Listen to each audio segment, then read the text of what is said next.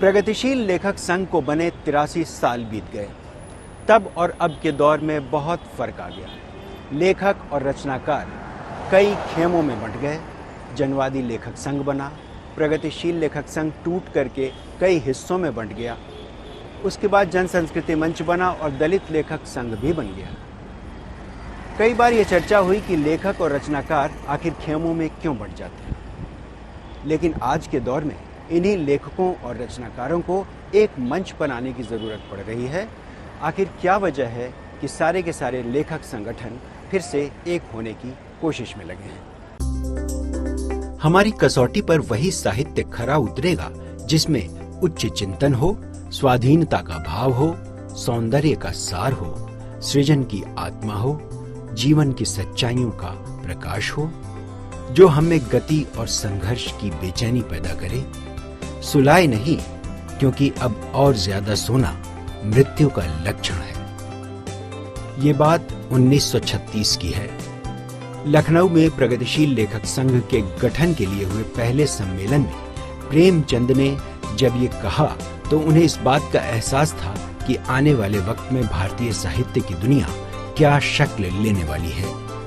तब इस प्रगतिशील आंदोलन के जनक थे सज्जाद ज़हीर, मुल्कराज आनंद, फैज अहमद फैज और यशपाल से लेकर सुमित्रानंदन पंत तक। अब 83 साल बाद यानी 13 सितंबर 2019 को जयपुर में प्रगतिशील लेखक संघ का सम्मेलन हो रहा है।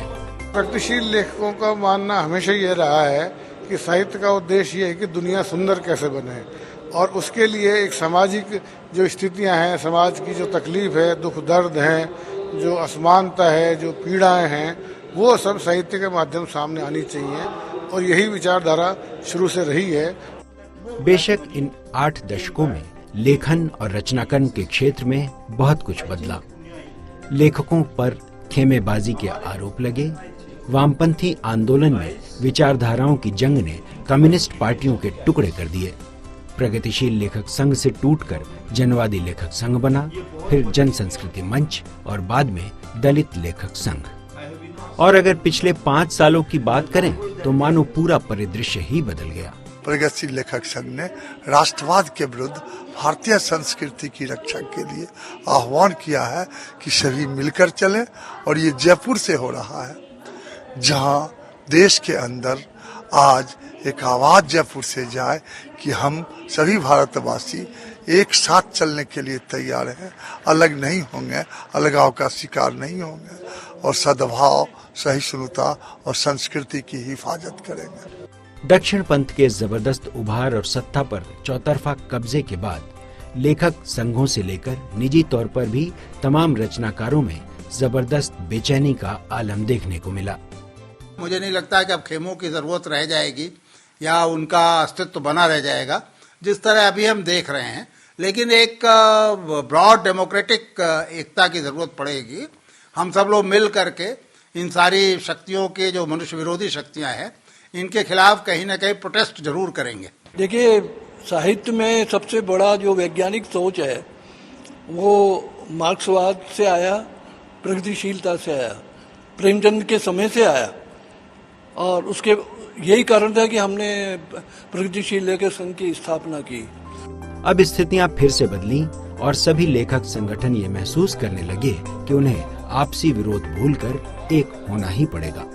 मेरे ख्याल से ये कहना कि लेखकों के बीच में जो वैमनस्य है या पंथ, जो मेरा ये कोई बहुत इम्पोर्टेंट सवाल नहीं है, क्योंकि अंततः जाके लेखक अपना अगर जीवित रहेगा, अपने लेखन से जीवित रहेगा। ज्यादातर लोग यही मानते हैं कि लेखकों की गुटबाजी किसी भी तरह ठीक नहीं है, और जो लोग इसे बढ़ावा देते हैं वो अपने निजी स्वार्थों और बाजार में बने रहने की उपयोगिता साबित करने के लिए ऐसा करते रहे हैं। गुटबाजी या खेमेबाजी तो निश्चय ही किसी भी देश काल के साहित्य के लिए अच्छी चीज नहीं है। बहरहाल लंबे समय के बाद अब एक बार फिर एकता की यह कोशिश शुरू हुई है, और बेशक इसके लिए प्रगतिशील लेखक संघ के सम्मेलन को अहम माना जा रहा है। अब सवाल सिर्फ मौजूदा सत्ता के प्रतिरोध का नहीं, बल्कि प्रेमचंद के उस रचनात्मक और जनवादी दर्शन का भी है जिसे लेकर लेखकों को एक करने की कोशिशें शुरू हुई हैं।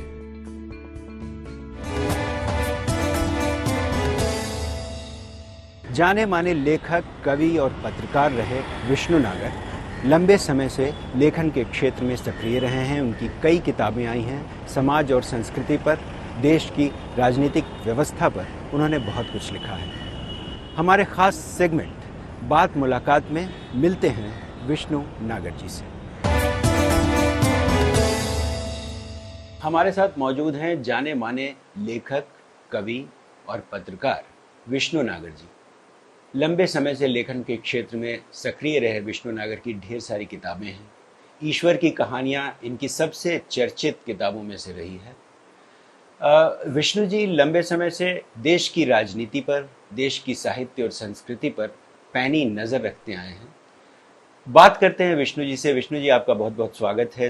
विष्णु जी, मैं ये जानना चाह रहा था कि पत्रकारिता आपने लंबे समय तक की, पत्रकारिता के साथ साहित्य का जो एक रिश्ता रहा है एक ज़माने में, आज के दौर में तो स्थितियां बहुत बदल गई हैं, उसको आप तब और आज के दौर में जो फ़र्क पाते हैं उसको आप कैसे देखते हैं? देखिए, पत्रकारिता तो पत्रकार हिंदी में कम से कम पत्रकारिता की नींव तो साहित्यकारों ने ही रखी है।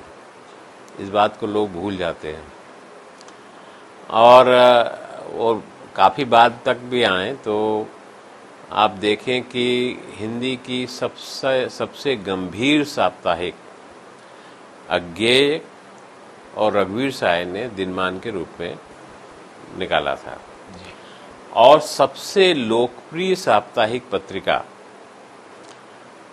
धर्मयुग, वो भी एक बड़े साहित्यकार धर्मवीर भारती का। तो ऐसा नहीं है कि बहुत अच्छी पत्रकारिता और बहुत लोकप्रिय पत्रकारिता करना भी जो है पत्रकार मतलब साहित्यकार जानते रहे हैं। पर धीरे धीरे एक माहौल बनाया गया जिसमें हमारे कुछ लोग जो स्वर्गीय हो गए हैं, इसलिए उनका नाम नहीं लेना चाहता, तो उनका योगदान भी है। और उन्होंने ये मानना शुरू कर दिया कि जो लेखक है वो साहित्यकार नहीं होता। मतलब एक मूर्ख जो है, जो अनपढ़ है, जो बीए पास है, बीए पास होना कोई बुरी बात नहीं है, मैं भी बीए पास ही हूँ, लेकिन जिसने कुछ पढ़ा लिखा नहीं है वो पत्रकार हो सकता है।